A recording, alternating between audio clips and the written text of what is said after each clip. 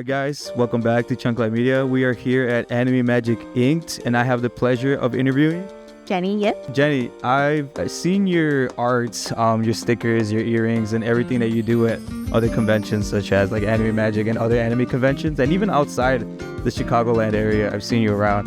Can you just tell the audience, how did you get started? Why did you get started? And yeah, we'll go on. Sure. So I started my business in 2022, just shortly, like right after the pandemic kind of waned down.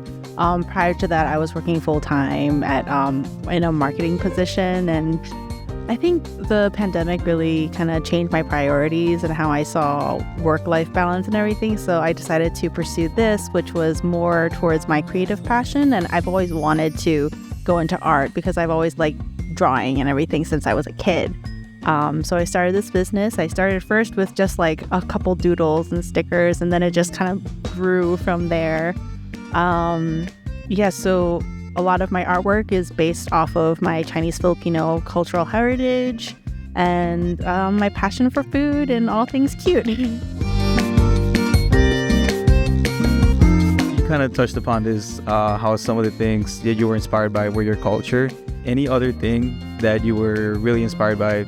Any other kinds of media, other artists, movies, music, TV shows, anything in that age? Mostly, I would say from food, from the nostalgia of childhood, from family, everything that kind of reminds me of like that warmth and comfort of family. Because like we used to live on the East Coast, and now that we've moved out here to the Midwest, we don't see them all that often. So like when we moved out here was when I started my business, and then that's because I missed all the food and everything we used to have with family. So that's my first stickers and doodles were of food that I missed. Yeah, so it was really based on that, and I found that a lot of people resonated with it because they also love food. It's like the great unifier. So.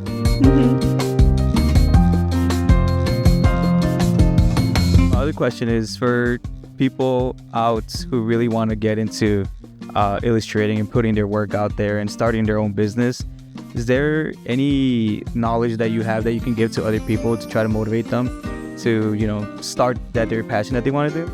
Yeah, I would say even if you feel like you don't know anything about owning a business or starting a business, or if you feel like you're not good enough or anything, don't even think that, because as long as you try and as long as you start, just take that first step and do the research, and then like literally you can find anything on Google. It's just Google it.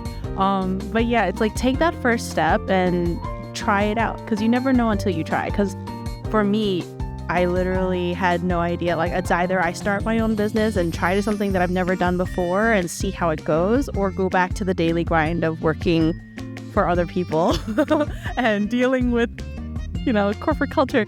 But yeah, just try it out and see where it goes, because if you don't try, you'll never know. And the hardest thing is taking that first step. But if you have like a supportive system of friends or family, that always helps. But even if you don't have that, if you don't try, you'll never really find out. And where can people find you? You can find me online, Muijistudio.com. I'm also on Etsy, Instagram, TikTok, Facebook, all of that stuff. Or any other conventions that you're doing this year or next year? I've signed up for a few, but we have to find out if they've accepted me.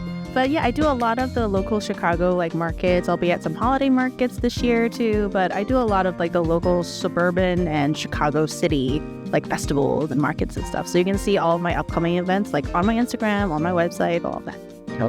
Thank you so much for taking the time and doing this interview. We'll see you guys later. Thank you.